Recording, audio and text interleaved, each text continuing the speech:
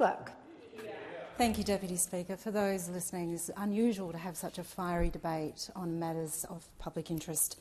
They generally are quite self-serving, but in this case, this is a matter of deep significance to Western Australian farmers because our farming agricultural sector is a critical part of the Western Australian economy. And every Western Australian is deeply connected to the farming sector. We have family, we have friends. It's a place in which we visit and spend our time. So this really does matter, and it's important that we have this robust debate. But it's also important that we keep the facts on the table. And unfortunately, there's been a lot of rhetoric and a lot of misinformation, not just from those opposite, but by leaders within the farming bodies such as the National Farmers Federation that are seeing this as an opportunity to wedge a government that is doing its best to actually work with the farming community and to help them succeed, because the reality of the live sheep export market is it's been on decline. It's 90% less than it was just from a few years ago. We've got a sheep industry in Western Australia that's valued at over $4.6 billion. And the live sheep export component is $77 million. Now, that's still a significant amount of money to all the very small, different little communities across the wheat belt that it supports. It is money that we don't want to see lost.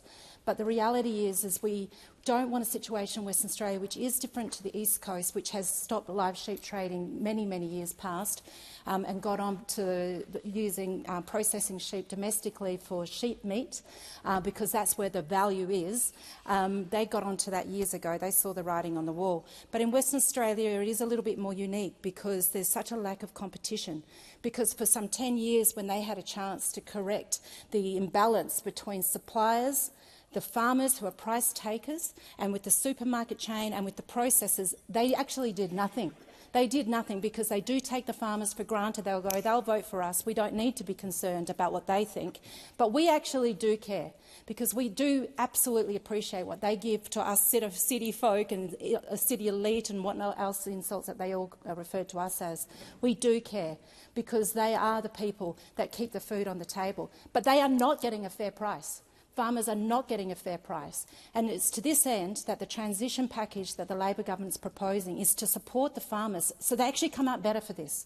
Because the industry is in decline. It will go the same way that it's done with other countries and particularly on the East Coast, as we've seen. But we want to make sure now that over the next 4 years that we get the processing capability, that we get the feedlots covered so that they can make sure that they can provide, take on sheep when ordinarily they'd be turned off, that we actually increase the capacity within the abattoirs with cold storage facilities. They are overbooked presently. So that basically means that then the farmers get even a weaker price because there's too much supply. So we need to increase the capacity of those abattoirs, but equally there needs to be competition between the abattoirs because at the moment there isn't. At the moment the farmers are left wanting, because they haven't been adequately represented, to be able to fight to ensure that there is funding directed towards improving the manufacturing capacity for multiple gradings, so farmers have a choice about where they can go to.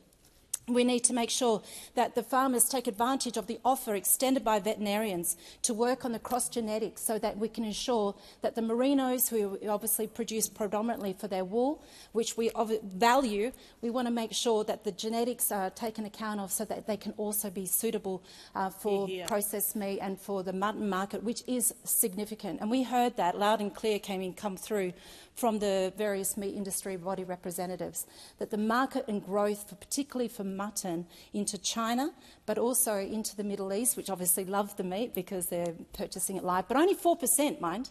So the global live export sheep market provided by Western Australia is 4% of the global live sheep. Like we talk about, the huge impact is actually not. The majority of the meat that they purchase is from a supermarket, and so the growth for that has been, undertaken by the East Coast is so fantastic and significant, and it's Western Australian farmers that have been missing out all this time. So we want to change that. We want to look after those communities who look after us, and we want to ensure that we start spending the next 4 years to skill up more people to work in those abattoirs, making sure that there's wash-down facilities, because there will be more truck movements because it's going from feedlot to farms to abattoirs and so forth rather than just to a ship. There is so much more opportunity that comes from this change, but change is tough, and we've got farmers back because that is what Labor stands for. Hear, hear. Well done.